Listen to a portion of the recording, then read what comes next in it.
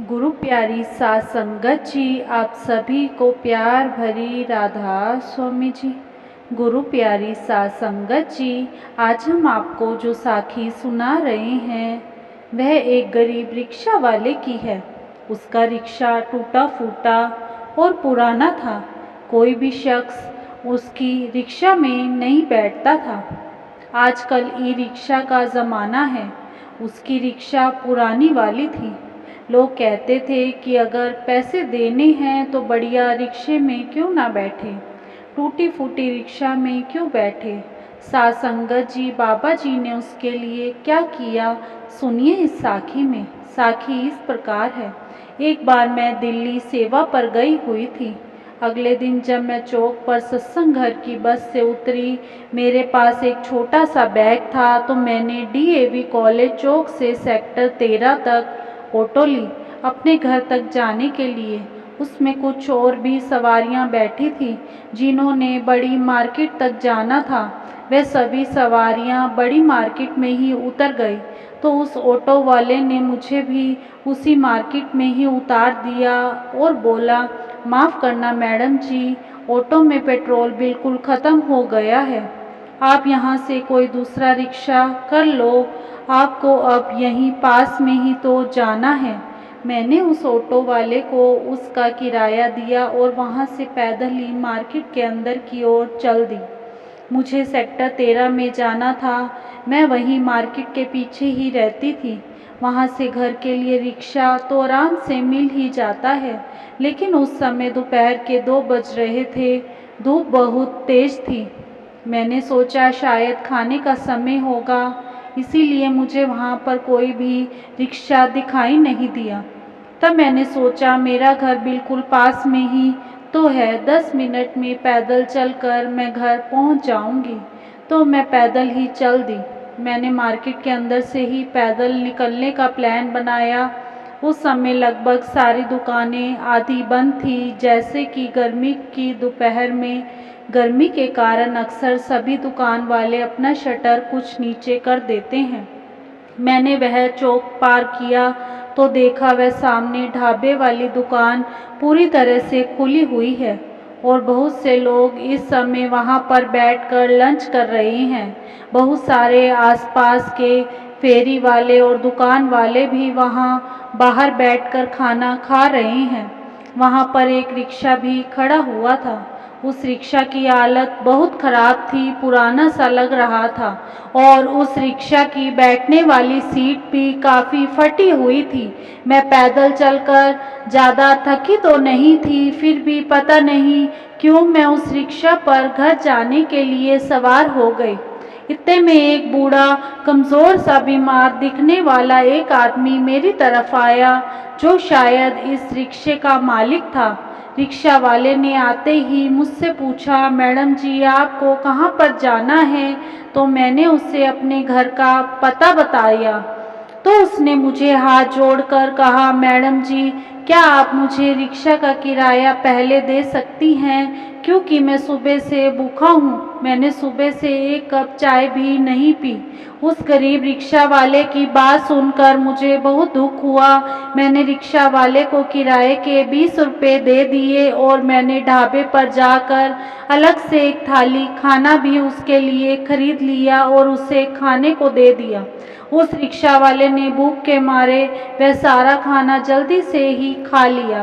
फिर वह रिक्शे से मुझे लेकर सेक्टर 13 की ओर चला दिया। रास्ते में मैंने रिक्शा वाले से पूछा कि क्या आज तुम्हारी कमाई नहीं हुई?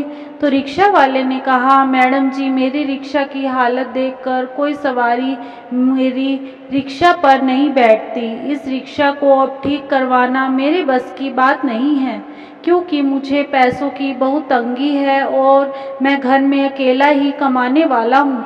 मेरी माँ भी बहुत बीमार है, उसके इलाज के लिए भी मेरे पास पैसे नहीं हैं। तो मैंने कहा तुम सरकारी अस्पताल में क्यों नहीं दिखाते?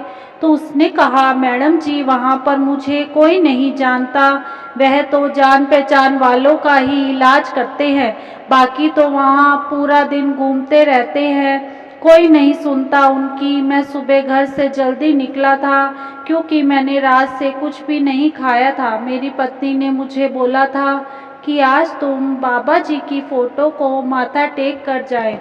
देखना आज बाबा जी ज़रूर तुम्हें खाना खिलाएंगे और आपको किराया भी मिलेगा। मैं सुबह से यहाँ वहाँ देख रहा था पर पूरा दिन भर मुझे कोई सवारी नहीं मिली।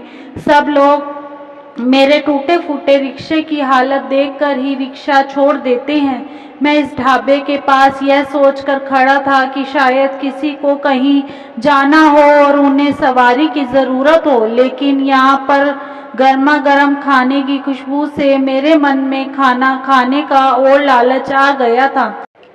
मैं अपने मन में सोच रहा था कि हे भगवान, मेरे पास भी पैसे होते तो मैं भी यहाँ कुछ खा पाता। और देखो मेरे भगवान ने, मेरे मालिक ने मेरे मन की बात कितनी जल्दी सुन ली।